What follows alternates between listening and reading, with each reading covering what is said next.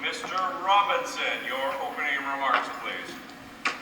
May it please your honor, gentlemen of the jury, the task before this court is a momentous one. It is to pass judgment in what is probably the most serious trial ever to have taken place in Canada. To deal with it, you must endeavor to bring to bear upon the evidence, and on the evidence alone, your reason. And on that evidence, you are to proclaim the prisoner guilty or innocent. High treason, with which prisoner stands charged, is the most serious offense known in this land. To bring it home to prisoner, we will show in evidence that he organized and led a rising in arms against the government. For that purpose, he returned to the Saskatchewan from Montana in July of 1884, and in the months that followed, he planned not only to force a change in government, but in its place to become himself ruler of the country, or to perish in the attempt. But when the time seemed ripe to make his attempt, he stated in the presence of witnesses that in 1 week the government police would be wiped out of existence. We have a document that he wrote and signed in which he stated, "We intend to commence a war of extermination upon all those who have shown themselves hostile to our rights." A few days later, he told another witness that the war had started and that he had waited 15 years to start it. On March 18th, he sent out a large body of men who busied themselves looting and taking prisoners, looting stores at or near moustache. Well, on this, the authorities became alarmed. Still, Major Crozier, superintendent of the Northwest Mounted Police in the area, did what he could to allay passion, to avert trouble. He tried and tried to persuade those poor, deluded men, incited and inflamed by prisoner, to lay aside their arms, to go home in peace. Prisoner's response? An insolent demand for the unconditional surrender of Fort Carleton, the headquarters of Major Crozier and his forces. There could be but one response. Fighting followed. First at Duck Lake, we have a letter from Riel to the half-breeds in Coupal telling of a victory at Duck Lake. And other similar letters to the half-breeds in Battleford, to the Indians or dear relatives, asking for aid, showing of the need to overthrow the government, urging the Indians to rise. A letter found in the camp of the Indian chieftain, Poundmaker, proves of the deliberate intention of prisoner to bring upon the country the calamity of an Indian war. That war was in fact already joined. Riel had won what he thought was a decisive victory.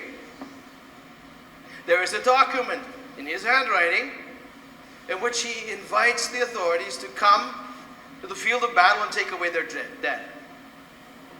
For that, they had his gracious permission. 3 days later, the scene of the fight shifted to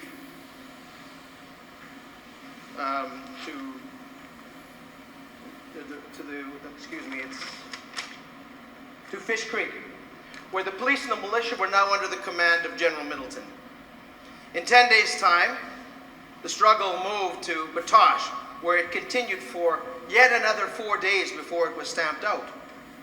But stamped out at much loss, misery, suffering, and the sacrifice of brave men. Responsibility for this, responsibility for initiating and continuing this struggle, for giving the order to fire on the police and the civilian soldiers, responsibility for all this, we shall bring home to that man in the dock. That is the act of war with which he stands charged. We shall further bring home to him that in this treasonable and dastardly undertaking. He acted not so much for the well-being of the half-breeds whom he led as for his own self-enrichment. Yes, we shall show that he was prepared for a price, for a sum of money in the form of an indemnity paid him by the government. He was prepared to end the war and leave the country. Now, as for the means by which he was able to accomplish this, the means by which he was able to raise and lead this rebellion, the means by which he acquired and retained his power over his followers, he was shrewd, full of cunning, ruthless, unscrupulous, and of superior education. To attain his end, there was no length to which he would not go. Instance this tactic. When he found that the church to which he belonged and to which his principal supporters belonged was against him, his answer? To pose as a prophet. Prophet of a new religion. Prophet of the Saskatchewan, prophet of the New World. And that is the cry under which his dupes were rallied, under which the wrongs of the half-breeds were to be put to rights.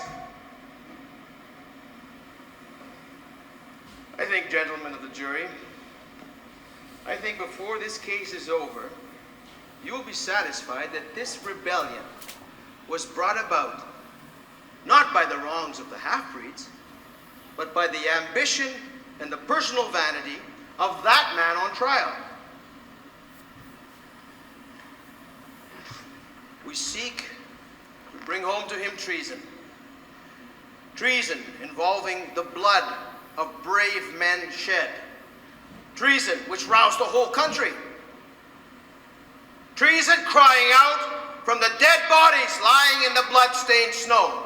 Treason which brought an answering response from end to end of the land. An armed force from the east. From every town and every city and every hamlet, men rallying to protect their fellow men and the integrity of our country. Let all take note of this and tremble.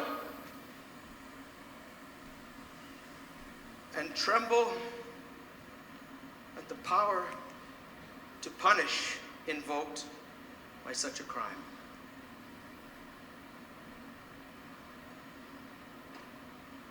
Now, gentlemen of the jury,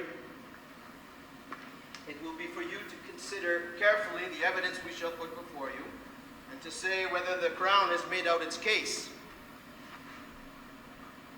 and whether there be any real doubt of the prisoner's guilt. Well,